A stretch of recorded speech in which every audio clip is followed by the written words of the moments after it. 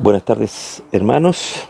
Hoy día miércoles estamos subiendo el video de la lección número 2, la primera parte de la lección número 2 del estudio del libro de los jueces, estudio que estábamos siguiendo en los grupos pequeños el año pasado y que hemos retomado, tal como lo hemos dicho, este año con los mismos líderes del grupo, y que estamos compartiendo ya ahora para toda la iglesia a través de estos medios.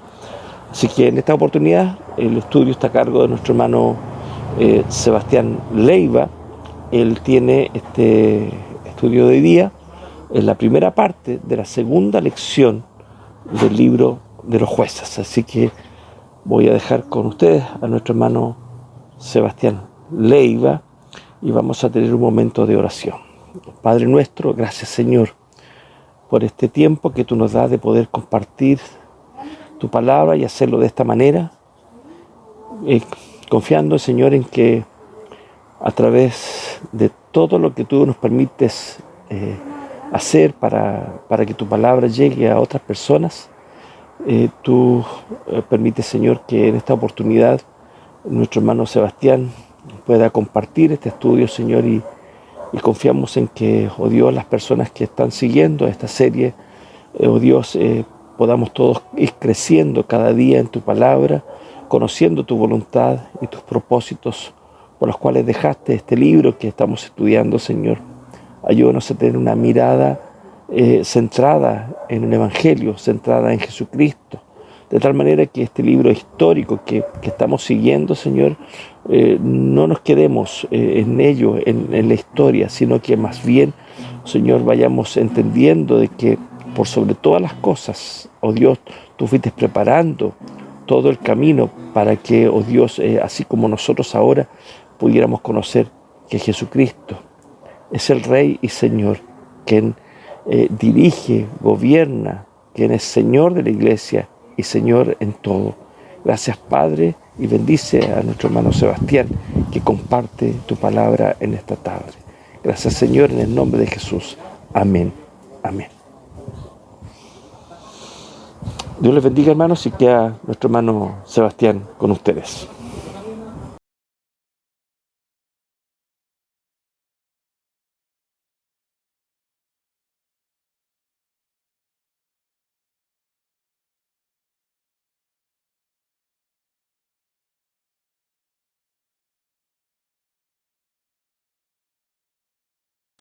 Hola mis hermanos, los saludo en el amor del Señor. Hoy retomamos nuestro estudio de jueces, ya basado en los comentarios y la ayuda del estudio bíblico de Timothy Keller de este libro. Si alguien lo tiene o lo puede conseguir, se lo recomiendo, de muy fácil lectura. Y nos ayuda bastante a mí y a todos los que hemos estado preparando material, nos ayuda bastante para ver e interpretar el libro de jueces del Antiguo Testamento, un libro histórico. Ya el pastor nos ha dado una introducción, nos ha dado los factores clave que tenemos que tener, las llaves hermenéuticas que debemos tener claras para poder interpretar estos textos. Y Sebastián Ramírez junto a Diego Montoya ya nos dieron una clase magistral respecto al capítulo 1. Hoy yo les voy a hablar respecto del capítulo 2, algunos versículos, y el tema de hoy se llama Viviendo entre ídolos. Se basa entre el capítulo 2, versículo 6, hasta el capítulo 3, versículo 6. Yo hoy voy a hablar la primera parte, y la segunda parte la va a hacer nuestro hermano Jorge la próxima semana.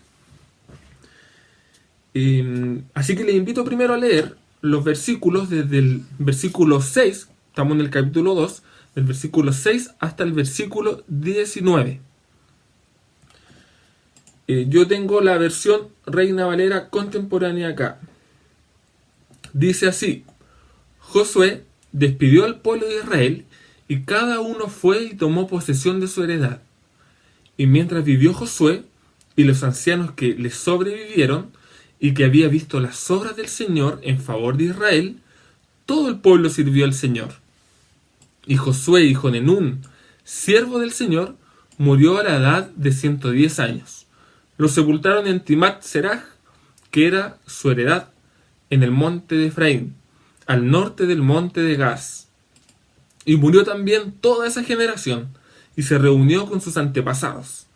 Después de ellos vino otra generación que no conocía al Señor, ni sabía lo que el Señor había hecho por Israel. Los israelitas hicieron lo malo a los ojos del Señor, y adoraron a los Baales, abandonaron al Señor, el Dios que sacó a sus antepasados de la tierra de Egipto, y empezaron a adorar a los dioses de los pueblos que vivían a su alrededor, con lo que provocaron el enojo del Señor. Se apartaron del Señor para adorar a Baal y a Astarot. Por eso el Señor se enojó contra el pueblo de Israel y los entregó en manos de ladrones, que los despojaron de todo, los dejó a merced de los enemigos que los rodeaban, a los cuales ya no pudo vencer. A donde quiera que iban, la mano del Señor estaba en contra de ellos para su mal, y tal como se lo había jurado, se vieron en gran aflicción. Entonces el Señor suscitó caudillos para que los libraran de aquellos que los despojaban. Caudillos equivalentes a jueces, o salvadores, o mini salvadores. Pero ellos tampoco escuchaban a sus caudillos, sino que se fueron tras dioses ajenos, a los cuales adoraron, y pronto se apartaron del camino que habían seguido sus antepasados. Pues sus antepasados habían obedecido los mandamientos del Señor, pero ellos no lo hicieron así. Cuando el Señor suscitaba algún caudillo, también lo apoyaba, y mientras ese caudillo vivía, los libraba del poder de sus enemigos, pues el Señor se conmovía al escuchar los gemidos de su pueblo oprimido y afligido. Pero al morir aquel caudillo, el pueblo volvía a corromperse, aún más que sus antepasados, y seguía a los dioses ajenos para servirles y adorarlos, y no se arrepentían de sus obras, ni de su obstinada conducta. El tema de hoy, viviendo entre ídolos, podemos ver que lo que acabamos de leer vuelve un poco atrás de nuevo. Avanzamos algo respecto de la conquista de la tierra ya prometida, de cómo conquistaron y cómo desobedeció el pueblo de Israel, cómo tuvieron un discipulado a medias, en donde sí fueron al frente de batalla, sí obedecieron parcialmente, pues no confiaron en el poder de Dios, sino que confiaron en sus propias fuerzas. Y en medio de esto, lo que provocaba era que iban teniendo luchas entre adorar al Dios verdadero, al Dios de Israel, al Dios del pacto, y empezaron a adorar a dioses ajenos, a los dioses de los cananeos, a los dioses de todas las tribus que vivían en aquel lugar.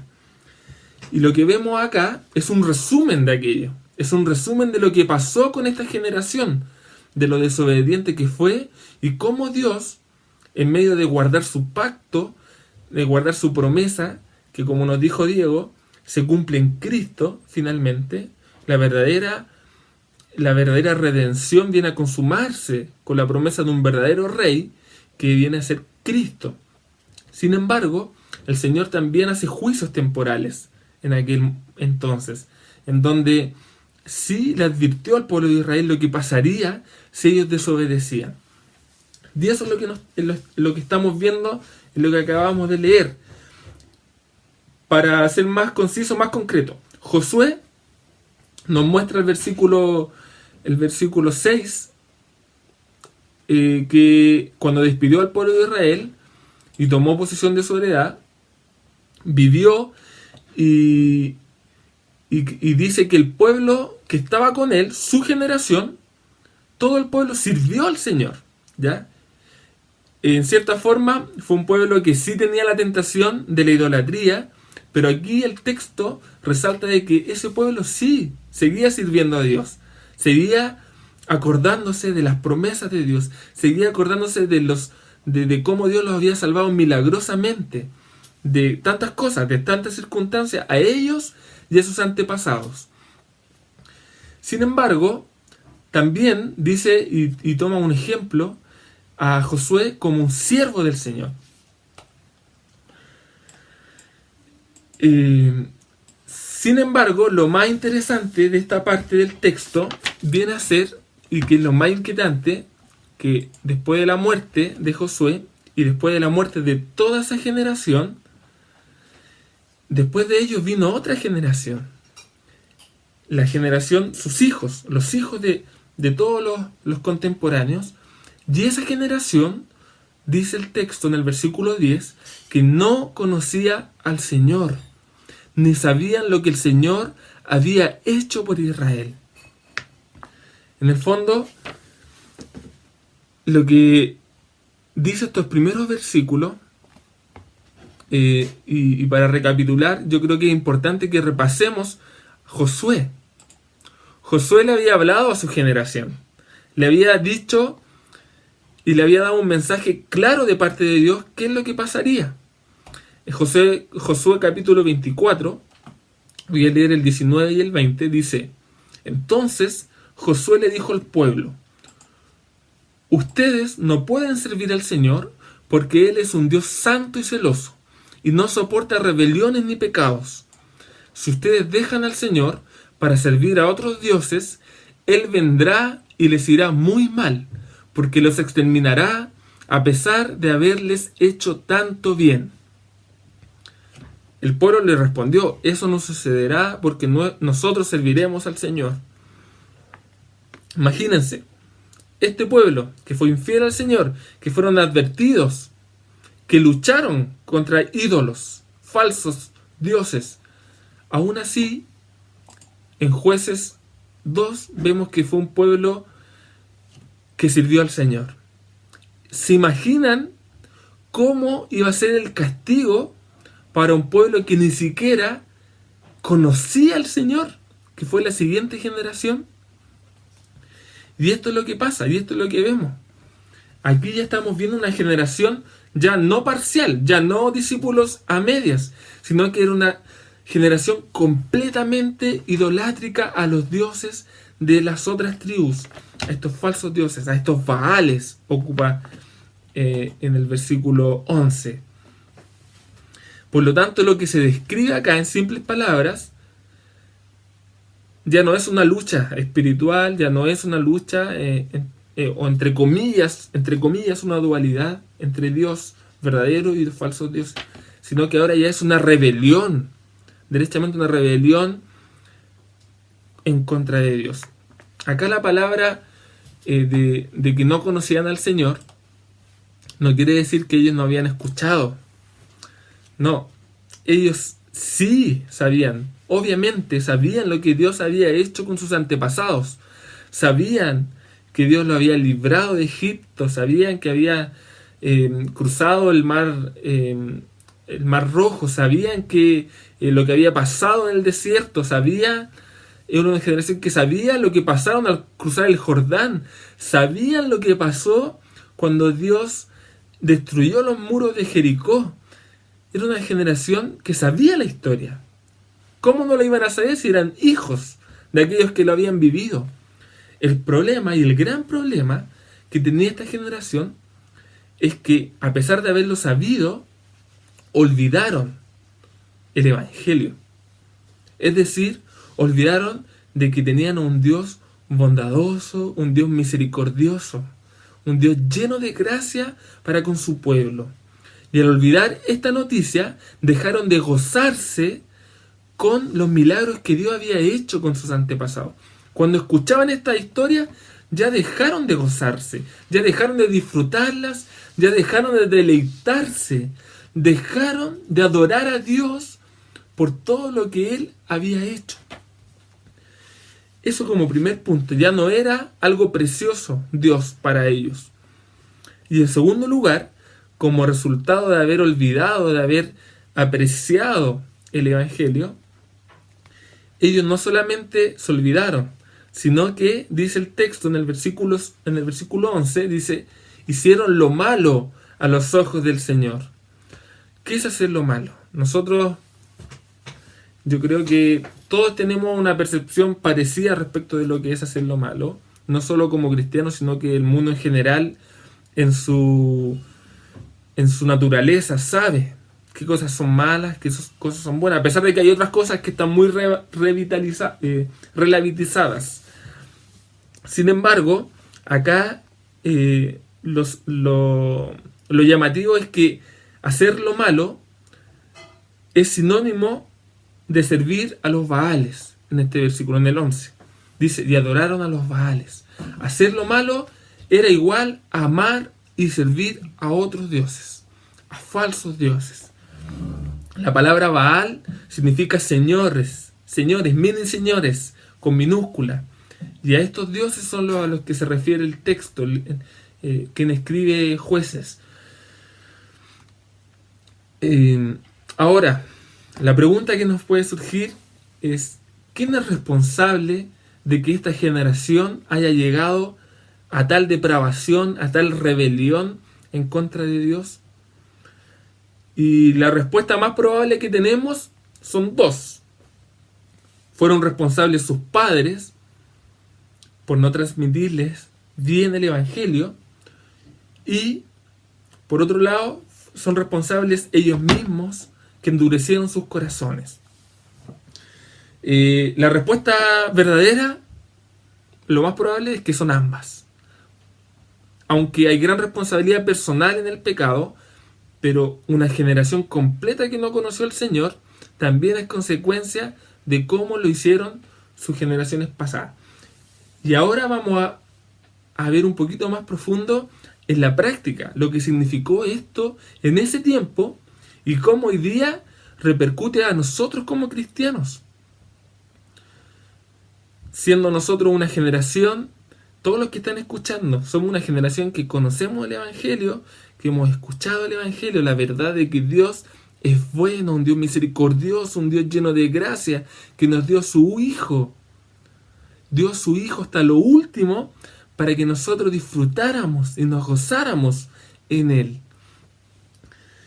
Y en ese sentido, los errores que tuvo la generación de Josué en este caso, y las generaciones pasadas, lo más probable, no está la respuesta en el texto de manera explícita, pero lo más probable, fundamentándonos en lo que el Señor habló a través de Moisés en Deuteronomio, en la ley, es que la generación,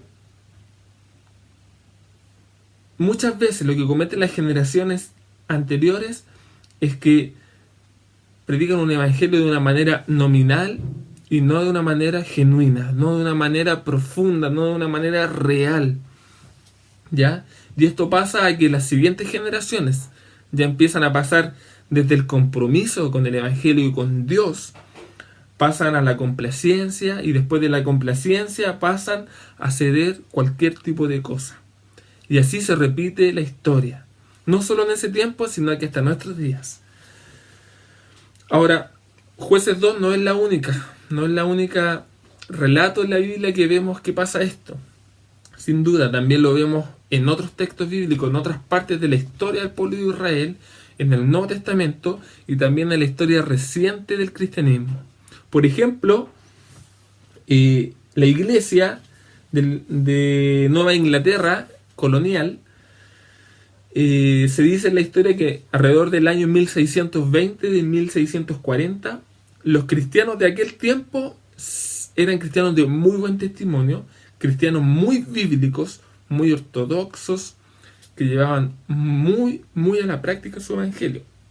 Sin embargo, se vio que después, otra generación después, alrededor del 1662, se dieron cuenta de que los hijos de ellos y los nietos solo eran creyentes en teoría, por tradición, por costumbre. Heredaron un evangelio de una manera superficial, a tal punto que ellos tuvieron que instituir el pacto a medias. ¿A qué se refiere esto?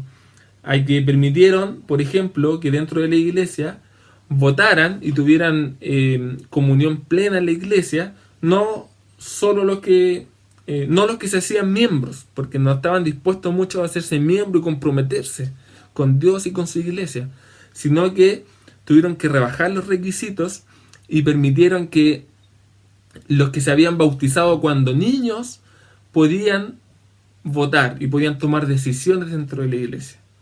Es decir, había una iglesia muy superficial, muy nominal, muy de costumbre. Ahora, esto es bueno que volvamos al Deuteronomio, como les dije hace un rato. Leamos Deuteronomio capítulo 6, del versículo 4 al 9 voy a leer. Dice: Oye Israel, el Señor nuestro Dios, el Señor es uno. Llamarás al Señor tu Dios con todo tu corazón y con toda tu alma y con todas tus fuerzas.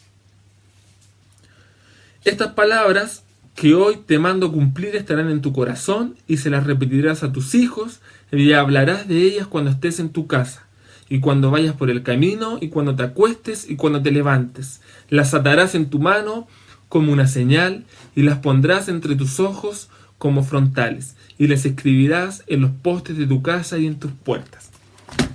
Sin duda que cuando Dios mandó estas palabras al pueblo de Israel, eran palabras que iban a servir a las generaciones posteriores. Y vemos que unas cuantas generaciones nomás después se rompía esto, no se cumplía estos mandamientos. En base a este texto, lo que podemos ver es que tenemos algunas obligaciones para transmitir nuestra fe a nuestros hijos. Y la primera razón que nos presenta el texto es que debemos amar a Dios con todo nuestro corazón. ¿Qué significa esto? Esto quiere decir, básicamente, que amemos a Dios, pero que no lo amemos de una manera hipócrita, no de una manera superficial, sino que realmente con nuestro corazón, con toda nuestra vida, a pesar de nuestras imperfecciones, de nuestras luchas, amemos al Señor con nuestro corazón. Por lo tanto, los mandamientos no se guardan de manera nominal, no se guardan de manera de mostrar hechos simplemente, sino que tiene que ver con una convicción en tu vida, una conversión real en tu corazón de que quieres y buscas amar a Dios. Las personas más jóvenes, nuestros hijos, los que tenemos hijos, los más jóvenes de la iglesia, los niños de la iglesia, perciben nuestra incongruencia. Por ejemplo, la Agustina va a cumplir 4 años en unos días más. Ella ya se da cuenta cuando yo me contradigo, cuando yo le doy una orden y al otro día ella me ve haciendo algo totalmente distinto, me llama la atención y me dice: papá, pero tú dijiste que no debíamos hacer esto, ¿por qué lo estás haciendo? Se dan cuenta de que somos inconsistentes, que somos incongruentes. Ahora, cuando tú dices que amas a Dios con todo tu corazón y no solamente no lo demuestras, sino que no lo estás viviendo, déjame decir que sin duda que tus hijos, tus nietos, tu iglesia se da cuenta. Por lo tanto, hay una primera razón. Esto pasó también con la generación del baby boom, esto es la Segunda Guerra Mundial, cuando muchos se apartaron del cristianismo al ver que las iglesias, de manera explícita, o algunas no tanto, apoyaron políticas y prácticas racistas y vieron que muchas iglesias establecidas se oponían a derechos civiles fundamentales de aquel tiempo. Ahí demostraron que no estaban amando a Dios y estaban siendo incongruentes. Segunda razón por la cual debemos aplicar y reflejar el Evangelio de una forma hacia nuestros hijos, hacia las otras generaciones, según el texto de Deuteronomio, es que debes aplicar y reflejar el Evangelio de una forma práctica. No solamente a través de la enseñanza, no solamente a través de la academia, sino que por sobre todo de una manera práctica. Aquí cuando nos dice el texto de que estas palabras las repetirás a tus hijos, las hablarás cuando estés en tu casa, que cuando vayas por el camino, que cuando te acuestes, que cuando te levantes, No se refiere a que tú vas a hacer sermones familiares todos los días.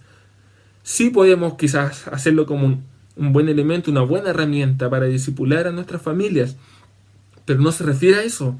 A lo que se refiere principalmente es a que tú vivas realmente este amor a Dios de una manera práctica en tu vida diaria, en todo lo que tú haces, en tu rutina, en el levantarte, en el acostarte.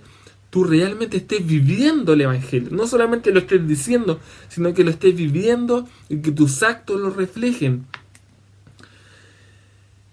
Y junto con esto debemos grabarle las verdades a nuestros hijos acerca de Dios, mostrando cómo Dios se relaciona con nosotros en la vida diaria. Por lo tanto, debemos buscar sabiduría y prudencia para mostrar los valores del Evangelio en toda decisión, en todo momento. Y en tercer lugar, en la ley, vemos en Deuteronomio del 20 al 25, que Dios nos ordena y ordena al pueblo de Israel a que deben conectar las doctrinas de la fe con acciones salvíficas de Dios en nuestras vidas. Como Dios ha sido nuestro Salvador, no solo al hablar de la buena noticia, al predicar, al hacer una clase, al leer la Escritura, sino que debemos transmitir nuestra experiencia personal con Dios, nuestro testimonio con Dios. Es sumamente importante para que otros puedan también creer. El hablar de cómo Dios te salvó a ti, personalmente, de qué te rescató, de cómo eras antes, de mostrar un verdadero cambio, de que moriste al viejo hombre y ahora vives en un nuevo hombre. A pesar de las luchas que tienes con tu carne, a pesar de todos los problemas que puedes tener en tu infidelidad a Dios, de poder ser sincero. En resumen, de poder ser sincero con tus hijos, con tus nietos, de cómo ha sido tu relación con Dios. Debes buscar una relación íntima y sincera con ellos. En Jueces 2 nos dice que exactamente en Jueces 2 no nos dice exactamente qué es lo que pasó, si esta generación cumplió o no estos mandatos de Deuteronomio, sino que lo que dice en el versículo 2:10 es clave para poder ver qué es lo que pasó. Que dice: y murió también toda esa generación y se reunió con sus antepasados. Y después de ellos vino otra generación que no conocía al Señor. Finalmente podemos saber de que desobedecieron. Simplemente desobedecieron porque la promesa de Dios de que el Evangelio iba a impactar a la siguiente generación no se cumplió. Y simplemente porque no desobedecieron a Deuteronomio 6. No quiere decir que la técnica esté en seguir al pie de la letra de una manera legalista lo que dice en Deuteronomio 6, sino que podamos realmente vivir de corazón lo que hemos creído.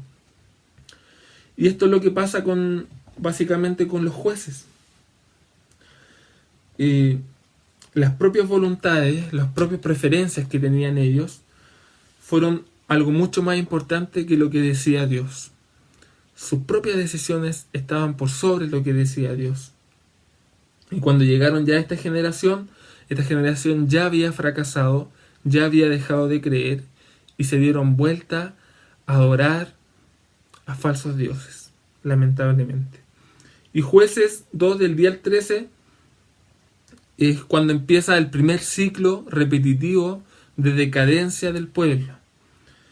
El pueblo se rebela, abandona al Señor, al Dios de sus padres, que habían adorado y que habían rescatado. Y ellos deciden ser como los pueblos que no saben nada del Señor y adoran a otros dioses. ¿Y cómo respondía Dios a esto y cómo iba a responder? Bueno, ya lo sabían, pero lo quisieron olvidar. Dios iba a responder con su ira santa. La ira, en este sentido, la ira de Dios tiene un fin mayor que es provocada por su amor. La ira de Dios viene acompañada con el amor y con todos los atributos de Dios. Y aquí en este caso la manifestación de la ira de Dios fue una reacción tácita de cómo lo haría un padre cuando un hijo lo traiciona, cuando un hijo lo rechaza de manera fuerte, muy fuerte. Y lo que hace Dios es hacer opresión a través de sus enemigos. Vemos el texto entre el versículo 14 y 19. Dice que los israelitas, al hacer lo malo, al abandonarlo, al darse vuelta y adorar a Dios, a los dioses de esos pueblos, a Baal y a Astarot, dice que se enojó con Israel y lo entregó en las manos de los ladrones, lo entregó, que los despojaron de todo, los dejó a merced de los enemigos que los rodeaban, y el pueblo de Israel ya no los podía vencer. Sin embargo, Dios, lo paradójico es que justamente ellos estaban adorando a los dioses de aquellos que ahora lo estaban oprimiendo, de aquellos que lo estaban esclavizando. Por lo tanto, vemos de que la idolatría finalmente lo único que trae como resultado es esclavitud. Te ata y no te deja ver la verdad, no te deja ver, y no solo no te deja ver, sino que no te deja relacionarte con el Señor. La idolatría te lleva a esclavitud y te quita el gozo de tu vida, el gozo verdadero que puedes llegar a tener mediante una vida plena en el Señor. Y acá Jueces lo que nos muestra en este capítulo es que Dios aún así muestra gracia y trae, como dice el texto, caudillos, jueces, y es lo que vamos a ver de aquí en adelante. Hay mini salvadores, hay esperanza en medio del pueblo, sin embargo, no de manera promisoria, no de manera completa, sino que de manera parcial. Y cada vez fue peor, y empieza el ciclo acá de decadencia. Cada vez que entraba, como dice el texto, a donde quiera que iban, la mano del Señor estaba contra ellos para su mal. Y tal como lo habían jurado, se vieron en gran aflicción. Y cuando llegaba esa gran aflicción y ya no podía más el pueblo, ¿qué pasaba? Había arrepentimiento. Y Dios, al ver ese arrepentimiento, esa aflicción en el corazón de sus hijos, ¿qué hacía? Mandaba un caudillo, mandaba un juez. Y durante el tiempo que vivía el juez, dice el texto más adelante, había esperanza. En medio del pueblo oprimido y afligido, había esperanza por medio de un juez. Pero luego de que moría aquel juez, el pueblo volvía nuevamente de una manera más profunda, de una peor manera. Volvían a adorar a otros dioses y no se arrepentían de sus obras ni de su obstinada conducta. Por lo tanto, hoy como recordatorio es que así como ellos hacían lo malo delante de Dios, así como ellos no se volvían al Dios de Israel y no podían encontrarlo de manera definitiva,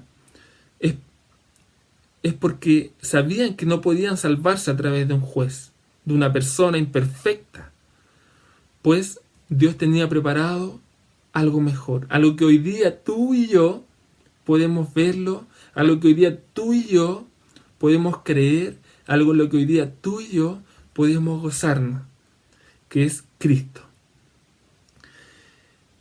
El mejor juez que pueda haber en la historia viene a ser Cristo, el juez justo que entregó su vida para satisfacer esa ira de Dios que nosotros merecemos. El verdadero juez es nuestro amado Señor Jesucristo. Y hoy, en medio de estos pequeños relatos, de estos pequeños versículos que quizás tienen mucho contenido, quizás se nos vuelve una bomba de contenidos, lo único que quiero que te quedes principalmente es que puedas de todo corazón amar a Cristo, a tu Señor, a mi Señor, puedas amarlo de una manera genuina, profunda. Y por medio de este amor, de creer en este Evangelio, puedas transmitirlo a otras generaciones. Y como pregunta para reflexionar, hoy nos deja el estudio 3 preguntas. La primera, ¿cuál sería tu epitafio espiritual? ¿De qué forma estás viviendo tu llamado a ser un siervo del Señor? Así como Josué lo vivió. Segundo, si tú eres padre o si eres madre, o si piensas serlo, ¿cómo estás transmitiendo tu fe a tus hijos? ¿Qué te ha alentado hoy y qué te ha desafiado? Si no eres padre o madre, con hijos que viven en tu casa, que ya se han ido, ¿cómo estás orando por y compartiendo tu fe en la iglesia con generaciones más jóvenes? Y tercero, ¿de qué modo has visto en tu propia vida cristiana el ciclo de Jueces? ¿De qué manera la realidad de tu pecado y de la gracia de Dios te motiva para alabarlo y darle gracias hoy? Le invito a que oremos al Señor, tengamos un momento de oración, de humillación a nuestro Señor y de gracia, pidiéndole al Señor de todo corazón que pueda darnos un arrepentimiento verdadero. Amado Señor, en esta hora oramos a ti, Señor,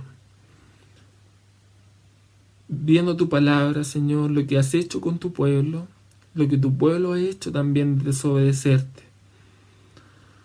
No estamos tan lejos de esta realidad, Señor, y en esta hora lo reconocemos, Dios. Perdónanos, Padre, si estamos con falsos dioses. Perdónanos, Señor. Perdónanos porque muchas veces hemos dicho que no podemos, pero la mayor parte es porque no queremos, Señor. Y en esta hora te pedimos que nuestro juez verdadero, nuestro mayor juez, nuestro verdadero juez, nuestro verdadero Salvador, pueda venir a nuestros corazones, pueda venir a nuestras vidas, convenciéndonos de todo pecado para llevarnos a arrepentimiento. Te pido, Señor Jesucristo, que tú, Señor, tengas misericordia y gracia de nosotros, Señor, de tu iglesia, de la iglesia de Rancagua, para poder humillarnos en este tiempo, que estamos en nuestros hogares, sin congregarnos, pero que tenemos palabra fresca en nuestras vidas, palabra buena en nuestras vidas. En esta hora yo te ruego, Señor, de que tú te hagas verdad en nuestras vidas, Señor, de que tú puedas darnos eso que necesitamos, Señor. Puedas darnos esa esperanza que anhela nuestra alma, que clama nuestra alma, que tú nos puedas dar, Señor, lo que necesitamos, Dios. Te pido, Señor, en esta hora que nos ayude a entender tu palabra, nos sigas ayudando a crecer a la estatura tuya y nos santifiques cada día, Señor. Esta es una gran oportunidad para santificar nuestras vidas, para guiar a nuestras familias. Y ayúdanos, Señor, en esto. Ayúdanos a preservar tus promesas, Señor, a confiar en tus promesas, Señor, a confiar en que tú ya vendrás por nosotros, Dios. Te agradecemos por tu palabra en esta hora, en el nombre de Cristo Jesús. Amén.